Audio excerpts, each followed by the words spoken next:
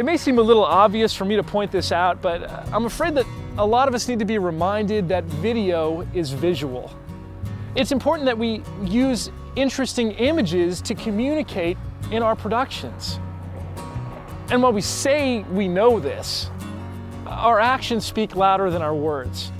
I've seen a lot of videos produced by amateurs and by seasoned professionals that when you really start to look at them, it becomes apparent, regardless of their skill level, that their productions are driven by words, by the spoken word. Think about your scripts. Take a minute to think about how your scripts are laid out, because your script is an indicator of what your production is going to look like. A lot of people's scripts are written like magazine articles. They're basically transcripts of the words that'll be spoken. They're pages of dialogue. We start our productions by writing out all the words that we want to say.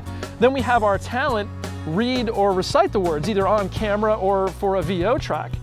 The first thing we do in the edit bay is what? Well, we cut the dialogue together. And then we edit in our graphics and our B-roll. How? To match the words. We cut them to the words.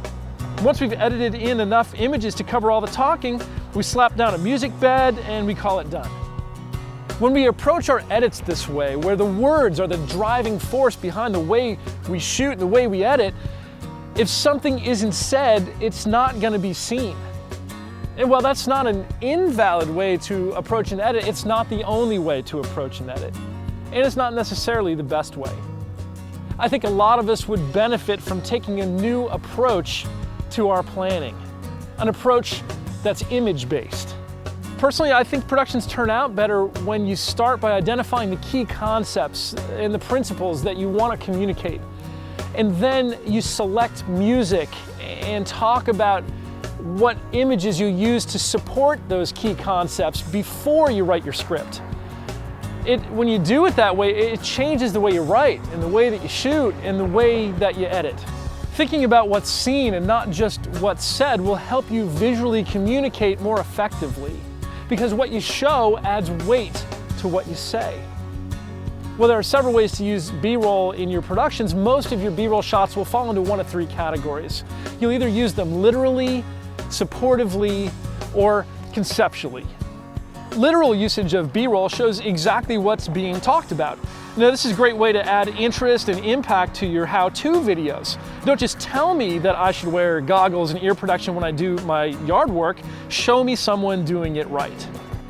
Supportive B-roll is related to the content, but it's not literal. So if we're sharing tips for a successful job interview, a series of shots of someone on an interview can help reinforce the concepts, even if the shots don't literally illustrate exactly what's being said. Stock footage is a great resource for finding this kind of supportive B-roll. Conceptual B-roll is figurative. We use a lot of shots this way in field of view. I might be talking about the importance of a quality presentation, but you see shots of two steaks on plates. One of them is presented well and one poorly. I never say anything about the steaks, but the shots themselves help tell the story. They communicate the concept. You might be surprised at how well a montage or a short series of shots cut to music can connect with your viewer and draw them into your productions. We shouldn't underestimate the importance of putting emotion into our edits. We know that people remember more when they see something as well as hear it, but they remember even more when they can feel something, when they have an emotional connection. Most of the emotion that comes through in your videos doesn't come from what you say. It's generated by the images and the music. It's nonverbal. So planning our shots is just as important. Sometimes it can be even more important than planning what we say. We can take our productions to a higher level of professionalism by letting our visuals do the talking. Expand your field of view by learning to see the beauty of the empty tracks. If actions really do speak louder than words, should we not use more action in our productions and fewer words? Let's give our viewers' ears a rest once in a while and let our images do the talking.